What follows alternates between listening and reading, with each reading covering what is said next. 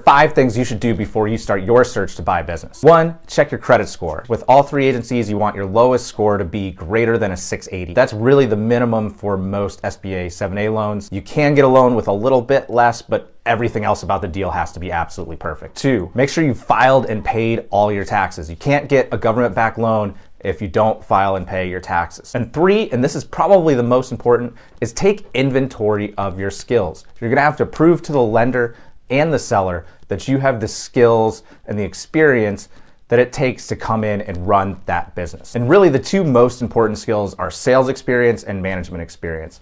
At the end of the day, as a business owner, you're typically the chief sales officer for the company. You're in charge of making sure that revenue comes in through the top line. And of course, you need to be able to manage a staff and know how to delegate. And then direct industry experience in the industries that you're looking at is a huge plus. Sellers love it, banks love it. And there are certain industries that you really can't buy into unless you have experience, like manufacturing or plumbing or HVAC. There are some areas that might require a license. And then 4, you need to put together your personal financial statement. So this is gonna show all your assets and all your liabilities. It's gonna show your net worth. I would just be careful on this one, and I might adjust as I'm sending it out when I'm looking at different businesses.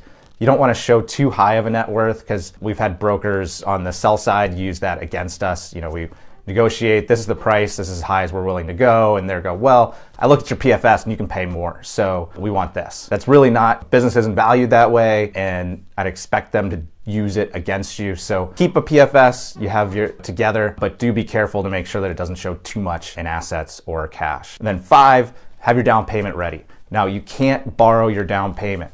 So the bank is going to want to look through historical statements to prove that you didn't get that in the form of a loan.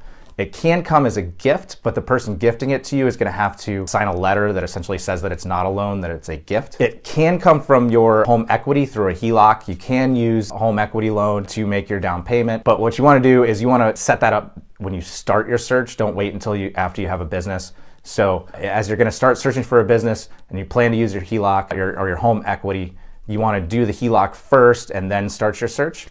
And of course, if you want to use your 401k through a Rob structure, just make sure you have all the documents ready that you can show the balance. And you might want to talk to some of the Rob's providers out there to make sure you're comfortable with that structure. And now that you're all ready, you can either give us a call, start working together, or sign up for our search assistant and find businesses there.